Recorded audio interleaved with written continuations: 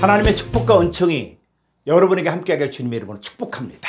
자, 오늘 하나님 말씀, 오늘 말씀의 제목은 하나님의 뜻대로 부르심을 입은 자들. 자, 이 제목을 가지고 함께 말씀을 나누겠습니다. 오늘 본문 말씀은 로마서 8장 28절의 말씀입니다. 다 같이 한번 보겠습니다. 우리가 알거니와 하나님을 사랑하는 자 곧 그의 뜻대로 부르심을 입은 자들에게는 모든 것이 합력하여 선을 이루느니라. 아멘. 사도 바울은 모든 것이 합력하여 선을 이룬다고 고백했습니다. 사실 사도 바울의 인생이 그렇게 쉽게 산 인생이 아닙니다. 예수님 만나기 이전에는 당대 최고 학자인 가말리엘의 문화생이었고 또 로마 시민권을 가진 잘나가는 사람이었습니다. 그런 정통 유대인인 베냐민 지파 사람으로 젊은 나이였지만 기독교인들, 예수를 따르는 사람들을 잡아 가두고 또 심지어는 죽일 수 있는 권세를 대제사장에게 위임받고, 그래서 그 당시에 최고의 권세인은 바리새파 지도자였습니다. 자, 그런데 다메섹 도상에서 부활하신 주님을 만난 이후에 그런 모든 특권과 율법 아래에 있었던 모든 권세들을 배설물처럼 버리고 예수의 증인이 된 이후부터 고난과 핍박의 연속이었습니다. 그리고 나중에는 로마에서 칼로 죽임을 당하는 순교를 당하였습니다. 자, 그러면 바울의 인생은 예수님 믿고 망한 인생이었을까요? 세상 사람들이 생각하는 것처럼 예수 믿었으면 더 잘 먹고 잘 살고 또 더 건강하고 더 유명하고 물질의 복도 많이 받아야 되는 것 아닙니까? 자, 그런데 바울의 삶은 예수 믿은 이후부터 고난의 연속이었습니다. 우리 말씀 보겠습니다. 고린도서 1장 8절로 9절의 말씀입니다. 형제들아, 우리가 아시아에서 당한 환난을 너희가 모르기를 원하지 아니하노니 힘에 겹도록 심한 고난을 당하여 살 소망까지 끊어집니다. 바울이 너무 많은 고난을 당하여서 살 소망까지 끊어질 정도였다는 것이죠. 근데 왜 이런 것들이 있었는가? 자, 우리는 우리 자신이 사형 선고를 받은 줄 알았으니 이는 우리로 자기를 의지하지 말고 오직 죽은 자를 다시 살리시는 하나님만 의지하게 하십니다. 그 바울의 삶 가운데서 정말 사형 선고를 받은 것 같은 그런 고난이 있을 때 그 고난의 목적이 바로 뭐냐? 바로 이야기하기를 바로 자기를 의지하지 말고 오직 죽은 자를 다시 살리시는 하나님만 의지하게 하기 위해서 하나님께서 허락하셨다는 거예요. 자, 조금 더 가보겠습니다. 고린도서 11장 24절로 27절의 말씀입니다. 유대인들에게 40에서 하나 가만배를 5번 맞았으며 25절 3번 태장으로 맞고 1번 돌로 맞고 3번 파선하고 일주일을 깊은 바다에서 지냈으며 26절 여러 번 여행하면서 강의 위험과 강도의 위험과 동죽의 위험과 이방인의 위험과 신의 위험과 광해의 위험과 바다의 위험과 거짓 형제 중의 위험을 당하고 27절 또 수고하며 애쓰고 여러 번 자지 못하고 줄이며 목마르고 여러 번 굶고 춥고 헐벗었노라. 바울은 복음 증거하는 것 때문에 옥에 갇히기도 많이 갇혔고 또 매도 수없이 맞고 여러 번 죽을 뻔 했습니다. 자, 그러면 바울의 인생은 실패한 인생입니까? 세상 사람의 생각과 눈으로 보면 바울의 인생은 망한 인생이요, 실패한 인생이었을 것입니다. 자, 그러나 이 바울의 생각과 바울의 눈은 세상 사람들이 보지 못하는 것을 보았습니다. 디모데후서 4장 7절로 8절의 말씀을 보겠습니다. 나는 선한 싸움을 싸우고 나의 달려갈 길을 마치고 믿음을 지켰으니. 자, 바울의 인생 가운데 수많은 고난과 핍박과 환난이 있었지만 바울은 그것을 향해서 뭐라 그럽니까? 선한 싸움을 싸웠다라고 이야기하고 있습니다. 그리고 자기가 달려갈 길이라고 인정했어요. 그 나의 달려갈 길을 마치고 믿음을 지켰을 때, 그 모든 환난과 핍박과 고난이 있을 때 믿음을 끝까지 지켰을 때 이 바울에게 중요한 것들이 있었습니다. 그것은 바로 뭐냐면 8절에 이제후로는 나를 위하여 의의 면류관이 예비되었으므로 죽을 의로우신 재판장이 그날에 내게 주실 것이며 내게만 아니라 주의 나타나심을 사모하는 모든 자에게 도니라. 바울에게 있어서 정말 중요한 것은 바로 끝까지 믿음을 지켰을 때 의의 면류관이 예비된 것을 확실하게 알았다는 거예요.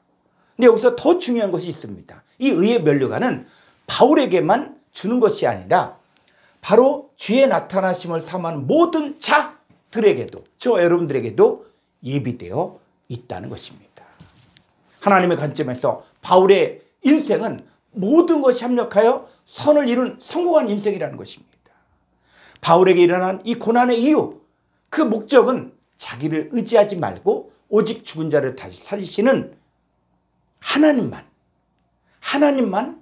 의지하기 위해서 그 모든 과정들을 겪었다는 것입니다.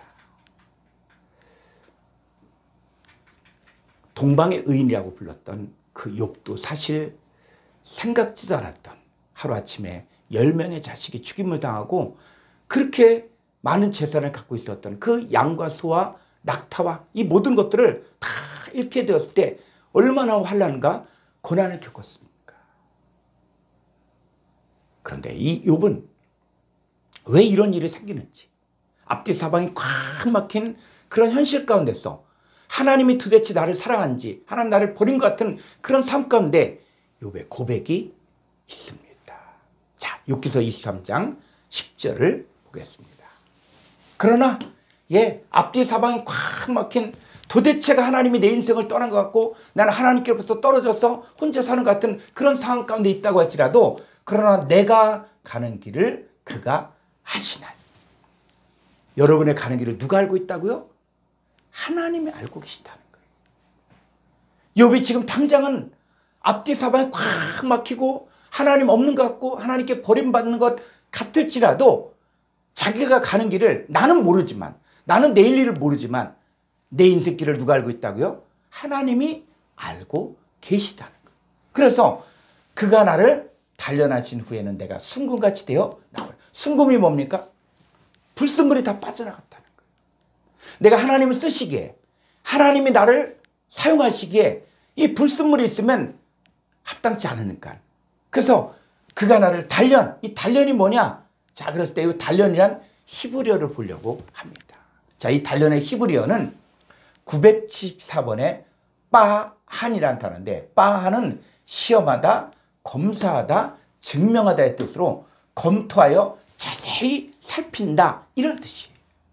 그러니까 우리 하나님께서 그 욥을 동방의 의인이라고 할 정도로 인정받고 사람들에게 존경받았지만, 하나님께서는 욥을 고난을 통해서 뭐 한다고요? 시험하고 검사하고 증명했다는 거예요. 아, 진짜 하나님의 사람이다, 진짜 의인이다, 이렇게 인정했다는 것이죠. 자, 역대상 29장 17절 말씀 보겠습니다. 나의 하나님이여, 주께서 마음을 감찰하시고, 이 감찰하시고가 바로 빠하네, 단련의 의미, 시험하다, 검사하다, 증명하다, 이런 뜻이에요.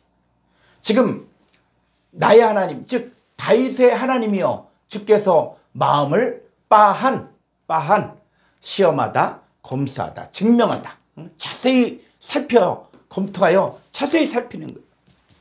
감찰하시고 정직을 기뻐하신 줄을 내가 아나이다. 내가 정직한 마음으로 이 모든 것을 즐거이 드렸사오며 이제 내가 또 여기 있는 주의 백성이 주께 자원하여 드리는 것을 보오니 심히 기쁘도소이다. 주님이 다윗의 마음을 시험했다는 거예요. 그리고 검사했다는 거예요. 증명했다는 거예요. 그래서 하나님은 다윗의 마음을 빠한, 시험하여 보시고, 그래서 하나님 마음에 합한 자다 라고 인정해 주셨습니다. 이 하나님은 출애굽을 한 이스라엘 백성들에게 광야 40년의 생활을 허락했거든요. 근데 왜 이 40년의 과정들을 허락했는가? 그가 말하기를 이는 너를 낮추시며 너를 시험하사 내 마음에 어떠한지 그 명령을 지키는지 지키지 않은지 알려 하심이라고 했습니다. 그러면 그리스도인에게 일어나는 고난은 고난을 통해 자신의 믿음과 신앙이 하나님께 합당하게 인정받는 과정이라는 것입니다. 그래서 오늘날 이 시대의 하나님의 아들들인 저와 여러분도 하나님께 인정받는 과정이 있어야 됩니다. 그래서 오늘 말씀은 하나님의 뜻대로 부르심을 입은 자들에 대해서 이들에게 어떤 일들이 일어나는가 이 부분을 함께 나누고자 합니다. 자, 첫 번째, 누가 나를 부르셨는가? 로마서 8장 28절을 보겠습니다. 우리가 알거니와 하나님을 사랑한 자 곧 그의 뜻대로 부르심을 입은 자들에게는 모든 것이 합력하여 선을 이루는. 자, 그의 뜻대로, 하나님의 뜻대로 부르심을 입었다는 것이죠.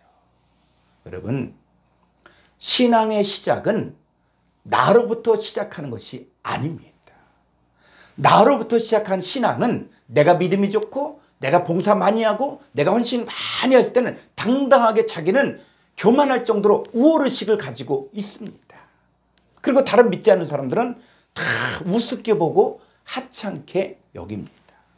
여러분, 율법 아래 이스라엘 백성들 자기들은 선민이다, 하나님의 택한 백성이다 라고 이야기하면서 그 교만함이 하늘을 찌르듯 하니까 이방인들이 왜 만들어졌을까 라고 이야기할 때 그의 탈무드, 그들이 배우고 있는 탈무드에서는 뭐라고 이야기하냐면 이방인은 지옥의 땔감으로 쓰기 위해서 만들었다. 그럼 이렇게 말도 안 되는 교만한 생각을 하게 만들었습니다.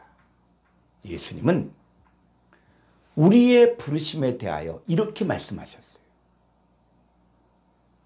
자, 요한복음 15장 16절. 너희가 나 예수를 택한 것이 아니요 내가 예수가 너희를 택하여 세웠나니 이는 너희로 가서 열매를 맺게 하고 또 너희 열매가 항상 있게 하여 내 이름으로 아버지께 무엇을 구하든지 다 받게 하려 함이라. 우리가 예수님을 믿기로 선택한 것이 아니라 예수님께서 우리를 선택하셨다는 거예요. 나를 부르신 분도 하나님이시고 나를 택하신 분도 예수님이십니다. 그러니까 신앙의 시작이 하나님일 때 나는 하나님의 은혜만을 생각하고 감사함으로 받아들이고 순종만 하면 되는 거예요. 그런데 신앙의 시작이 나로부터 시작한 사람은 잘 나갈 때는 문제가 없지만 뭔가 은혜가 떨어지고 잘못한 일이 생각날 때는 그때는 하나님에 대한 두려움과 한없는 자기학대와 죄책감과 죄의식과 열등감에 사로잡혀 살 수밖에 없습니다. 자, 성경을 한번 보겠습니다. 신앙의 시작이 어딘가? 자, 에베소 1장 4절로 6절의 말씀입니다. 곧 창세전에 그리스도 안에서 우리를 택하사. 자, 우리를 택한 언제 택했다고? 창세전에, 여러분이 이 땅에 태어나기도 전에, 이 지구를 만들기 이전부터 우리 하나님께서는 여러분들을 이미 택하였다는 거예요. 그래서 우리로 사랑 안에서 그 앞에 거룩하고 흠이 없게 하시려고 5절 그 기쁘신 뜻대로 우리를 예정하사 예수 그리스도로 말미암아 자기 아들들이 되게 하셨으니 6절 이는 그가 사랑하신 자 안에서 우리에게 거저 주시는 바 그의 은혜의 영광을 찬송하게 하려는 것이라. 성경은 분명히 이야기하고 있습니다. 창세 전에 그리스도 예수 안에서 택함을 입었다.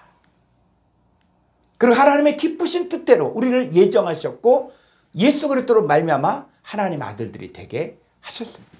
그래서 하나님 아버지께서는 그리스도 안에서 하늘에 속한 모든 신령한 복을 우리에게 거저 다 주셨습니다. 자, 두 번째, 나를 부르신 하나님의 목적이 뭐냐는 얘기예요. 예수님은 나를 부르신 하나님의 목적에 대해서 이렇게 말씀하셨습니다. 요한복음 15장 16절 너희가 나를 택한 것이 아니요 내가 너희를 택하여 세워나니 이는 너희로 가서 열매를 맺게 하고 또 너희 열매가 항상 있게 하여 내 이름으로 아버지께 무엇을 구하든지 다 받게 하려 함이라. 그러니까 예수님께서 우리를 택하신 거예요. 그리고 우리에게 자 여기서 이 번역상에 문제가 있습니다. 요한복음 15장 16절의 하반절을 보면은 내 이름으로 아버지께 무엇을 구하든지 다 받게 하려 함이라 이렇게 되어 있는데 여기 헬라어 원문을 정확하게 해석하면 이렇습니다. 누구든지 나의 이름 안에서 아버지를 구하는 자들에게 아버지를 넘겨주게 하려 함이라. 이런 뜻이에요.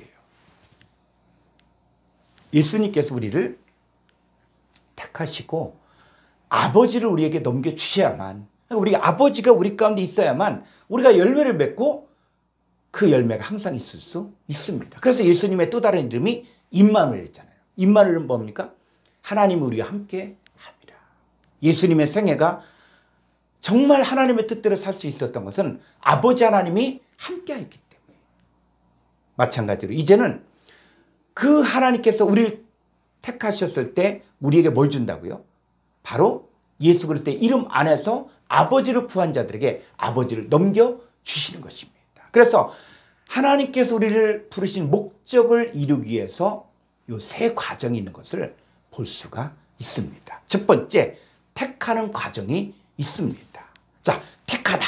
이 택하다가 어떤 뜻인가? 여러분, 한글적인 의미, 우리 세상 사람들의 관점, 성경을 보면 안 됩니다. 자, 택하다라는 것은 뭐예요? 이건 어떻게 보면은 주인의 관점에서 무조건 너는 택한 하나님의 아들이고 너는 아니야, 이렇게 생각하는데 아니에요. 헬라 원문 한번 볼 필요가 있습니다. 자, 택하다 헬라어를 보면은 1586번에 에클레고마이. 이 에클레고마이는 두 단어의 합성어인데 1537번과 3004번의 합성어입니다. 그래서 에클레고마이는 고르다, 선택하다, 취하다 이 뜻이에요. 그래서 이 1537번은 에크는 어디에서 어디 안에서 빠져나오다 이런 뜻이 있고, 그 다음에 3004번은 레고는 말하다 이런 뜻이에요. 그러니까 택하다의 참된 의미는 뭐냐면 누구의 말을 듣고 어디에서 빠져나오는 것을 말합니다. 자, 요한복음 5장 24절을 보겠습니다.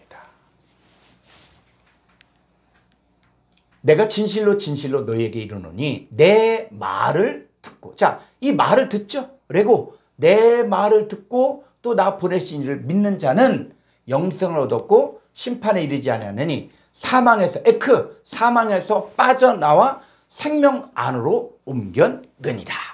그래서 이 택함을 받으려면 반드시 뭐냐면 예수님의 말을 듣고 예수님을 보내신 아버지 하나님을 믿는 자가 되어야만 바로 사망에서 생명으로 빠져나오게 되는 것입니다. 이것이 바로 하나님의 선택을 받는다는 거예요. 그러니까 이 선택에서 중요한 것은 누구의 말을 듣느냐 이거예요.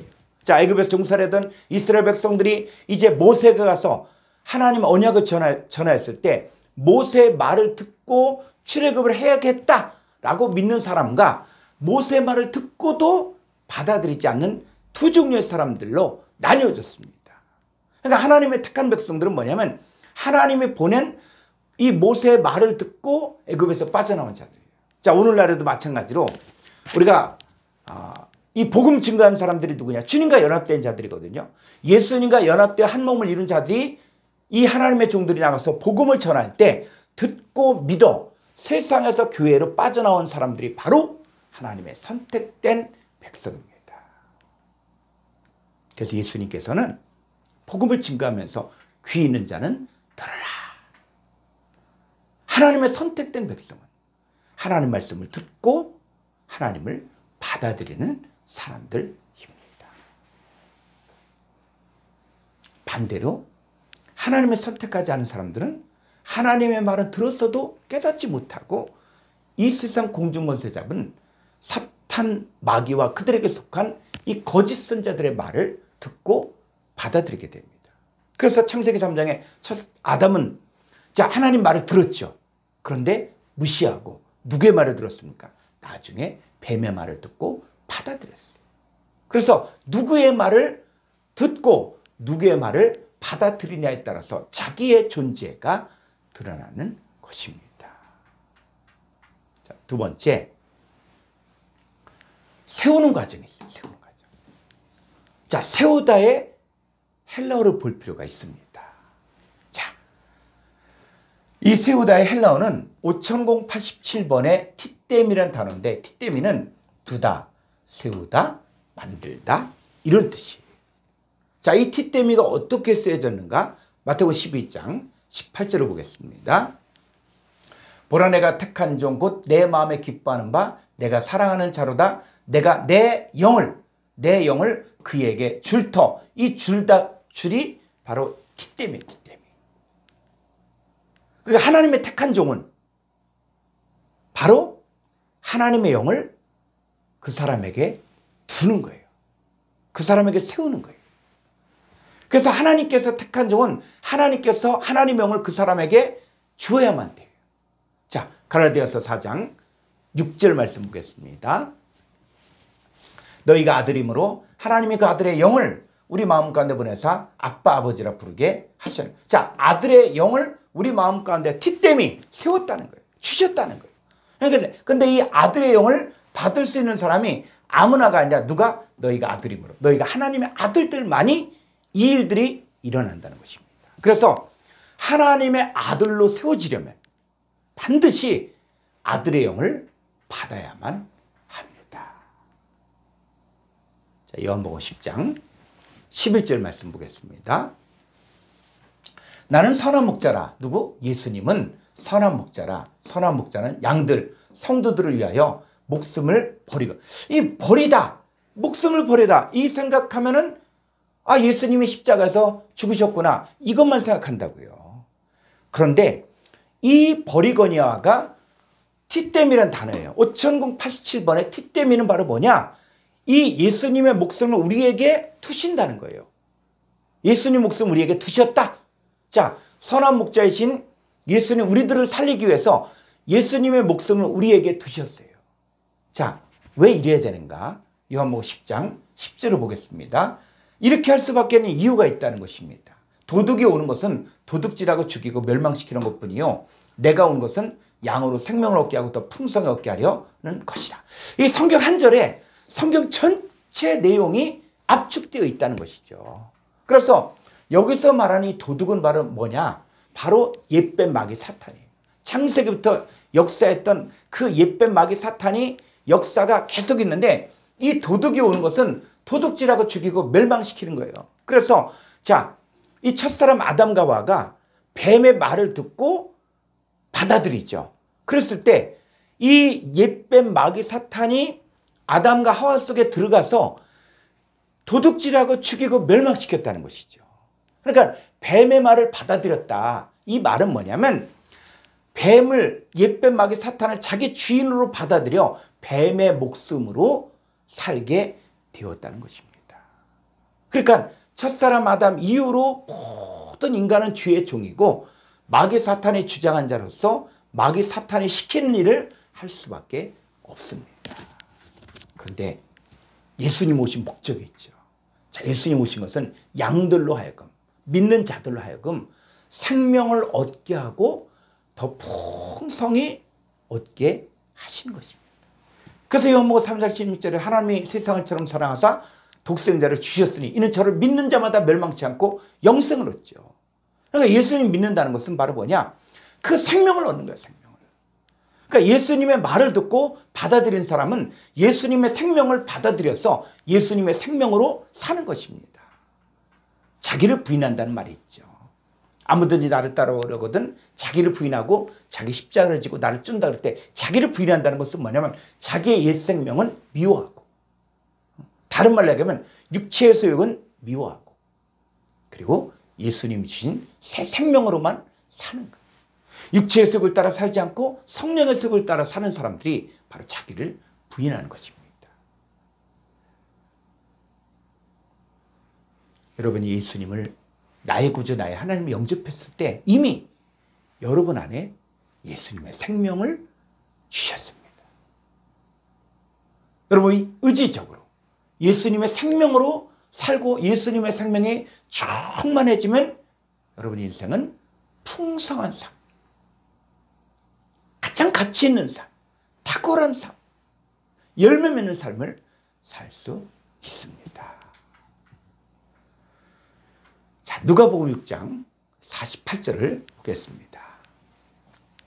집을 짓되 깊이 파고 주추를 반석에 놓은 이 놓은이 바로 티 때문이에요. 주추를 반석 위에 티떼미 만들다 세우다. 자, 이런 뜻이에요.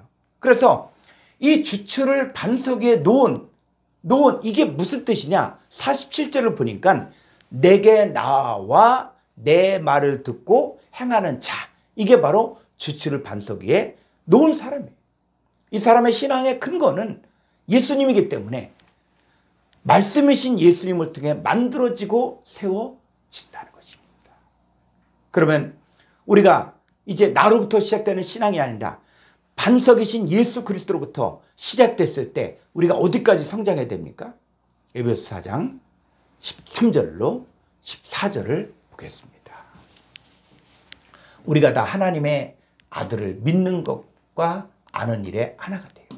온전한 사람을 이루어 그리스도의 창성한 분량이 충만한 데까지 이르리니 14절 이는 우리가 이제부터 어린아이가 되지 아니하여 사람의 속임수와 간사한 유혹에 빠져 온갖 교훈의 풍조에 밀려 요동하지 않게 하려 합니다.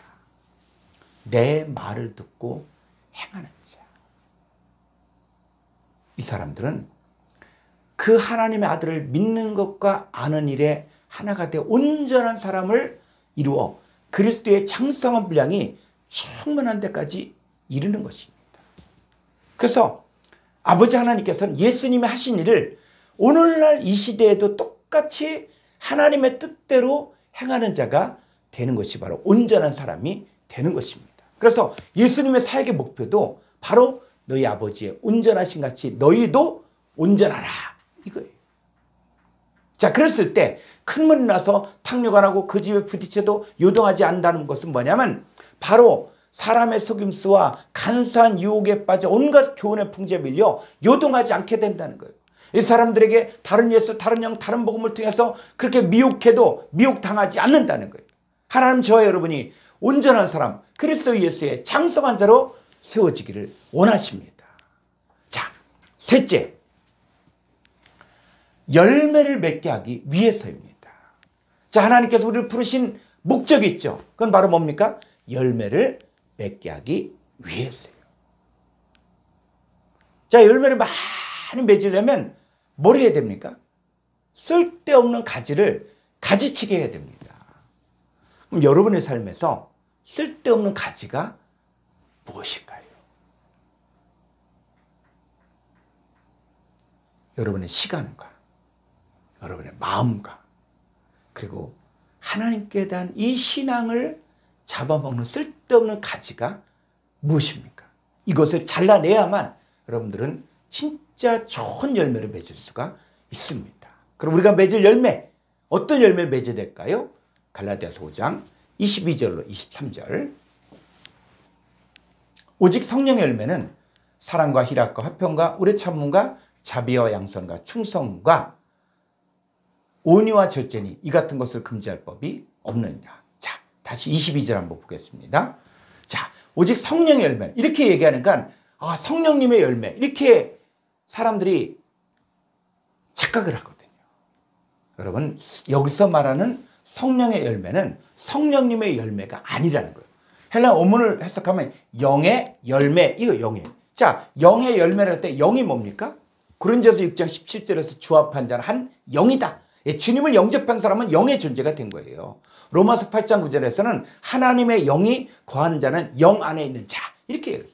그러니까 주님과 연합하여 한 영의 존재가 되어진 자들이 맺는 열매가 바로 성령의 열매라는 것입니다. 그러니까 주님을 영접한 저와 여러분들이 어떤 열매의 존재가 돼야 되죠. 그러니까 열매를 맺는다는 것은 내가 어떤 존재가 되는데 어떤 존재? 사랑의 존재, 희락의 존재, 화평의 존재, 오래 참음의 존재, 또 자비, 양선, 충성, 온유, 절제의 존재가 된다는 거예요. 그리고 나를 통해서 나오는 자들도 똑같은 열매, 똑같은 성령의 열매의 존재가 되어진다는 것입니다. 자, 에베소 5장 9절 말씀 보겠습니다. 빛의 열매는 모든 착함과 의로움과 진실함에 있는. 자, 여기서 말하는 이 빛의 열매가 뭡니까? 여러분, 하나님의 빛이라고 했고 예수님도 나는 세상의 빛이라고 했고 너희를 향해서 너희는 세상의 빛이다. 자, 그럼 우리도 바로 뭡니까? 빛이에요, 빛이. 그러니까 내가 맺을 빛의 끝에 존재가 되어진 내가 맺을 열매가 바로 뭐라고요? 모든 착함과 의로움과 진실함의 존재가 되는 것이 바로 열매를 맺는 것입니다. 그래서 우리 하나님께서 하나님의 뜻대로 부르심 받은 자들이 이제 열매를 맺기를 원합니다. 그래서 여러분들이 정말 하나님의 뜻대로 부르심을 입은 자들로서 성령의 열매, 빛의 열매를 맺고 그와 함께 거하는 삶을 살기를 주의 이름으로 축원합니다.